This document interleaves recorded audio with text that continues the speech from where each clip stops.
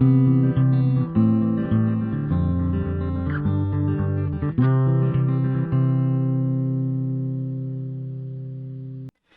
semuanya, balik lagi di channel Papan Tulis. Jadi di video kali ini kita akan lanjutin ya, belajar untuk persiapan UTBK 2024. Langsung aja, ini materinya pemahaman bacaan dan menulis. Jadi langsung kita bahas dari soal yang pertama. Nah, soal yang pertama, judul yang paling tepat untuk melengkapi tulisan di atas adalah. Nah, kalau kayak gini kan kita harus baca dulu ya teks. Jadi ini kan dikasih teks nih. Nah, ini harus baca dulu nih kalau untuk menentukan judul. Nah, gampang ya, kita harus baca kalimat pertama dulu nih. Biasanya ada di kalimat pertama. Bidadari laut atau sea angel merupakan invertebrata yang hidup di perairan dingin. Nah, ini kan dia ngomongin nih awalnya nih. Jadi dia ngomongin bidadari laut. Nah, terus dia ngomongin apa nih? Kita belum tahu selanjutnya ngomongin apa. Kita belum tahu lah pokoknya. Dia ngomongin apa sih? Lanjut dulu nih. Hewan tersebut memiliki tubuh yang transparan dan sirip yang bla bla bla dengan sayap. Nah, kalimat selanjutnya dia itu menjelaskan tentang bentuk tubuhnya lah ya. Jadi dia bilang itu transparan dan sirip yang belum tahu nih apa dengan sayap. Pokoknya dia ngomongin tentang bentuk tubuhnya. Nah, coba kita lihat dulu deh jawabannya. Yang A, keunikan bidadari laut. Ini masih bisa nih. Bisa kita simpen dulu. Dia ngomongin tentang bidadari lautnya kan. Entah itu bisa keunikan atau enggak. Nah, ini yang kedua nih, B, penemuan bidadari laut. Di awal dia nggak ada ngomong juga tentang penemuan-penemuan. Dia udah ngomong langsung pada bentuk tubuhnya. Hampir kemungkinan besar nih, itu udah nggak masuk lah untuk jadi judul. Kita coba cek dulu nih, yang nomor 3. Sirip itulah yang mengakibatkan bidadari laut sering dianggap sama dengan kupu-kupu laut atau si butterfly. Nah, ini udah nggak mungkin nih. Karena ini udah benar-benar nggak ngomongin tentang penemuan bidadari laut. Yang C, ini bukan benar ya, ini masih kemungkinan. Kita buletin dulu deh. Yang C, keistimewaan kupu-kupu laut. Nah, ini udah salah banget nih. Ini udah salah nih. Walaupun dia di sini nyebut dengan kupu-kupu laut, ini tuh bukan sebagai topik utamanya karena di awal dia udah ngomong bidadari laut. Terus ini ngomongin bentuknya. Nah, yang ketiga itu dia cuma ngomongin bidadari laut itu mirip lah atau dianggap sama seringnya dengan kupu-kupu laut. Tapi di sini tuh mereka nggak ngomongin tentang kupu-kupu lautnya. Cuma jadi perbandingan aja. Jadi ngejelasin si bidadari laut tuh begini. Nah, lanjut yang D, karakteristik invertebrata perairan dingin. Enggak, ini juga enggak. Kenapa enggak? Ya karena di sini ngomonginnya tentang bidadari laut. Walaupun si bidadari laut ini invertebrata, tapi lebih fokusnya kan kepada bidadari lautnya. Nah, yang E, perbandingan hewan kelas siput tak bercangkang. Ini juga nggak ada lagi nih, nggak masuk banget nih. Mungkin di kalimat selanjutnya nih ya. Meskipun berasal dari kelas hewan yang sama, kedua hewan tersebut memiliki bla bla bla yang berbeda. Bidadari laut lebih mirip dengan siput, kupu-kupu laut lebih mirip dengan bekicot. Nah, ini enggak nih. Mereka nggak mau bandingin hewan kelas siput yang tak bercangkang. Mereka tuh cuma bilang nih, bidadari laut lebih mirip dengan siput, kupu-kupu lebih mirip dengan bekicot. Pokoknya inti utamanya sebenarnya kalau misalkan bisa bikin sendiri, ini tuh ngomongin tentang bentuk dari bidadari laut atau ya bentuk luarnya lah ya. Jadi mungkin bisa kita kaitkan dengan keunikannya. Kenapa dengan keunikan bisa? Karena bentuknya itu unik gitu loh. Dia itu nggak mirip, maksudnya nggak sama dengan hewan-hewan lain. Dia cuma mirip aja, jadi dia unik gitu loh. Yang paling masuk akal sih yang A ya. Jadi jawabannya A. Lalu yang nomor 2, kata yang paling tepat untuk melengkapi titik-titik pada kalimat 2 adalah. Nah, kita cari dulu nih kalimat 2 yang mana. Yang ini nih. Hewan tersebut memiliki tubuh yang transparan dan sirip yang bla bla bla. Nah, ini disuruh carian dengan sayap. Nah, ini kemungkinan besar kita bisa bilang mirip ya, mirip dengan sayap. Nah, atau kata lainnya itu bisa dengan serupa. Jadi jawabannya yang B. Ini tinggal kita cari ininya aja, kata yang tepatnya aja. Kalau selaku kan coba kita masukin itu nggak cocok pasti. Dan sirip yang selaku dengan sayapnya itu nggak nyambung. Sewarna dan sirip yang sewarna dengan sayap. Mungkin ini bisa masuk akal dengan konteks yang lain. Misalkan dia ngomonginnya tuh warna ya kan, udah jelas lah. Sirip yang sewarna dengan jeruk itu mungkin bisa kali ya, mungkin nih, karena kita udah tahu jeruk itu warnanya oranye gitu. Sedangkan kalau sayap itu luas banget gitu loh, bukan cuma dari warna tapi dari bentuk. Kan bisa sayapnya warna apa, atau warna coklat biru kan beda, atau bentuknya gimana. Nah kalau serupa itu udah lebih kepada bentuk dan warna lah kalau di KBBI. Nah tapi ini kita lebih kepada bentuknya gitu loh. Jadi siripnya mirip dengan sayap atau serupa dengan sayap. Jadi sewarna itu nggak masuk lah. Nah sefungsi juga nggak masuk. Kenapa? Karena dia menyebutkannya itu ciri-ciri gitu loh. Memiliki tubuh yang transparan dan sirip yang, kalau sefungsi itu udah beda lagi konteksnya. Dia ngomongin fungsi bukan ciri-ciri fisiknya gitu loh. Ini udah nggak masuk. Sebangun juga udah nggak masuk. Ya udah cobain aja nih, transparan dan sirip yang sebangun dengan sayap itu juga nggak masuk lah. Oke, yang nomor 3, kata-kata yang paling tepat untuk melengkapi titik-titik pada kalimat 4 adalah, nah kita cari dulu kalimat 4 yang ini. Meskipun berasal dari kelas hewan yang sama, kedua hewan tersebut memiliki bla bla bla yang berbeda. Nah ini yang dicari. Nah ini mah ini, nah ini mah ini tuh ya, sebenarnya kalau kita nggak tahu artinya kita nggak bakal bisa jawab sih. Ini banyak pengetahuan kata-kata aja nih. Kalau dari anatomi, apakah jawaban anatomi? Kita bahas dulu ya. Dia bilang nih, meskipun berasal dari kelas hewan yang sama. Jadi hewan-hewan itu memiliki kelas gitu loh. Ada namanya taksonomi. Nah ini dia tuh diurutkan berdasarkan kemiripan. Jadi dia bilang nih kan, kupu bidadari laut itu mirip dengan kupu-kupu laut. Nah memang mereka itu mirip karena kelasnya hewan yang sama. Tapi pastinya ada yang berbeda gitu loh ciri-cirinya. Nah dari sini ngomonginnya dari tadi, selanjutnya bilang bidadari laut lebih mirip dengan siput. Sedangkan, waduh, ini udah dicoba aja. Sedangkan kupu-kupu laut lebih mirip dengan bekicot. Ya udahlah, ini mungkin jawabannya kali. Sedangkan kupu-kupu laut lebih mirip dengan bekicot. Nah, mereka kan ngomonginnya tentang fisiknya. Fisiknya itu apa dalam kata-kata ini yang benar? Kalau anatomi itu mungkin memang benar bisa, tapi dia lebih kepada namanya tuh organ-organnya, bukan bentuk luarnya. Jadi organ-organ misalkan nih, kepala yaitu ada apa, mata atau apa, nah itu kayak organ-organnya. Itu anatomi. Kalau fisiologi itu lebih kepada cara kerja dari organ tersebut atau hubungan organ tersebut. Misalkan kayak tadi mata itu cara kerjanya gimana, ada yang namanya retina, ada yang namanya iris. Nah itu fisiologi. Jadi kalau anatomi ngomongin organ-organ, fisiologi ngomongin cara kerja organnya, kurang lebih begitu, biar gampang bedainnya. Nah kalau morfologi itu bentuk luarnya.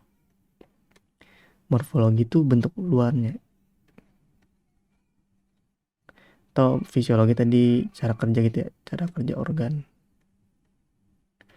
Nah kalau morfologi bentuk luarnya kayak tadi nih, misal manusia itu bentuk luarnya dia gimana, tangannya ada berapa jarinya gitu. Nah kalau ini dia bilang nih, bidadari laut itu lebih mirip dengan siput. Oh kita bisa ngebayangin nih, morfologinya itu dia bentuknya seperti siput. Atau kalau kupu-kupu laut itu lebih mirip dengan bekicot.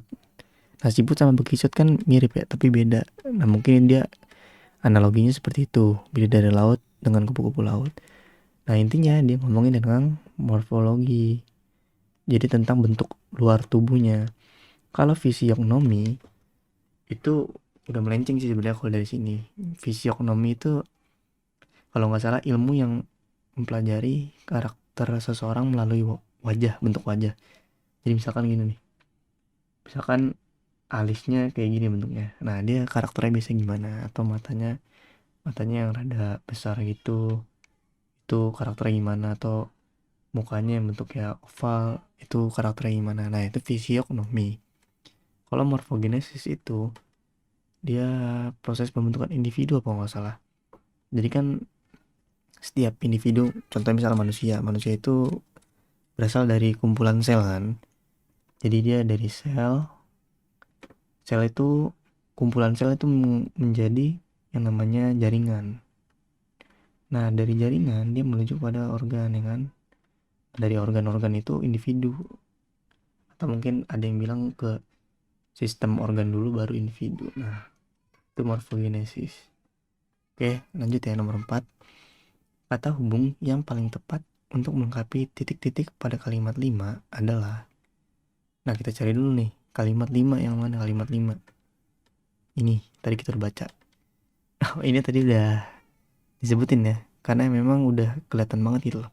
Bidadari laut lebih mirip dengan siput, kan dia berlawanan nih. Sedangkan kupu-kupu laut lebih mirip dengan bekicot. Ya itu sebenarnya jawabannya udah ketebak. Sedangkan tapi ini kita bisa bahas dulu nih, kenapa jawabannya nggak walaupun atau meskipun.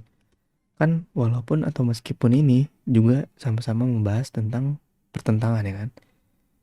Misalkan nih, gue tetap mengejar dia meskipun dia nggak mengejar gue, gitu kan.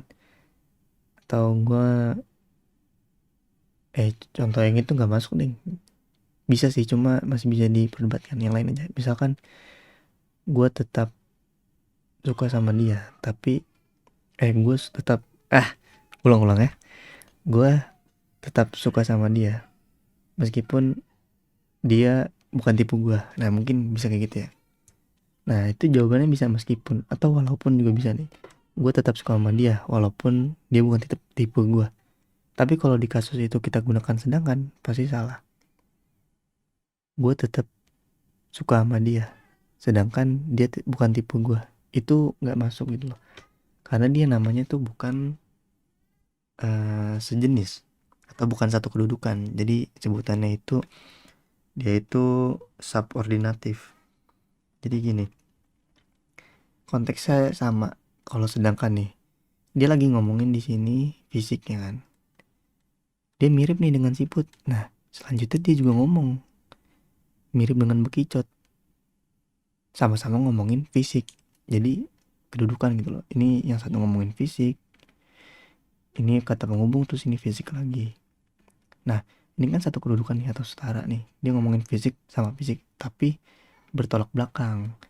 Nah, biasanya yang kalau ngomonginnya sama kedudukannya atau namanya koordinatif, itu menggunakan sedangkan.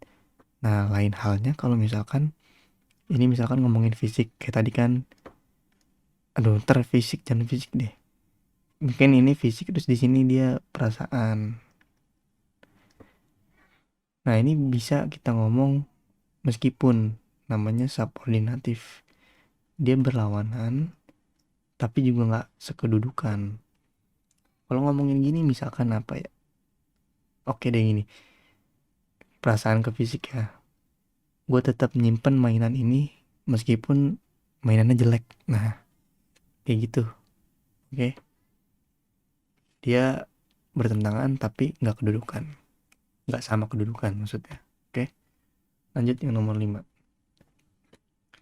Kata yang tepat untuk melengkapi titik-titik pada kalimat 6 adalah kalimat 6 yang mana? Nih, tubuh bidadari laut sangat bla bla bla karena dapat turun air dan hancur pada temperatur di atas 10 derajat Celcius. Kita udah tahu lah ini lemah gitu kan. Dia gampang hancur gitu kan di temperatur di atas 10 derajat. Temperatur di atas 10 derajat tuh ini loh. Ya untuk di laut mah itu sangat-sangat sulit apa enggak ya? Enggak tahu dah, ngaco dah. Kalau kita konteksnya ke dalam ini aja nih, sangat apa gitu. Nah dari pilihan-pilihan ini tuh dia bilang konteksnya menuju kepada lemah. Kenapa bisa tahu? Karena ini artinya semuanya tuh nggak jauh dari lemah. Kecuali teguh ya. Teguh itu dia kuat, teguh pendirian. Nah dia juga ngomong kan gampang terurai dan hancur. Jadi kalau hancur kan gampang lah, lemah gitu lah. Dia gampang hancur. Nah kalau ngomongin hancur, dia layu. layu itu nggak tepat kalau di sini. Kenapa? Karena dia di sini ngomong udah sangat bla bla bla karena dapat urai. Layu sendiri artinya sangat lemah gitu loh. Lumpuh bahkan kalau di KBI-nya. Jadi kalau ditambahin layu, sangat-sangat lemah kan salah gitu loh. Ini udah paling tinggi sangat. Ini salah. Rapuh. Nah, rapuh itu artinya lemah kan. Nah, kalau ditambahin dengan sangat lemah, sangat rapuh, itu masih memungkinkan bisa. Ini kita simpen teguh dengan mungkin. Lunglai. Nah, lunglai itu juga sama, artinya sangat lemah. Ini juga nggak mungkin sangat-sangat lemah. Nah, kalau lembut, sangat lembut kan dapat urai dan hancur. Nah, lembut itu bukan lemah, tapi lembut itu lebih kepada gampang berubah gitu. Maksudnya gampang diubah. Jadi orang yang lembut tuh bukan berarti dia lemah. Bukan berarti juga gampang diubah maksudnya gitu. Dia tuh lebih kepada yang gampang diubah kayak tanah liat gitu. Ya pokoknya gampang dibentuk gitu. Jadi begitu ya. Makanya kalau kita ngasih tahu orang tuh dengan cara yang lembut gitu, biar gampang diubahnya. Oke. Nah, jadi ini jawabannya benar rapuh. Lanjut nomor 6. Kata berimbungan yang salah pada teks tersebut adalah kata yang berimbungan yang mungkin pada teks tersebut maksudnya ini ya semuanya. Semua dari kalimat 1 sampai 6. Oke, yang pertama ada terurai. Kita cek dulu terurai mana. Ini harus nyari satu-satu ya. Terurai. Oh, ini terurai itu nggak salah lah ya.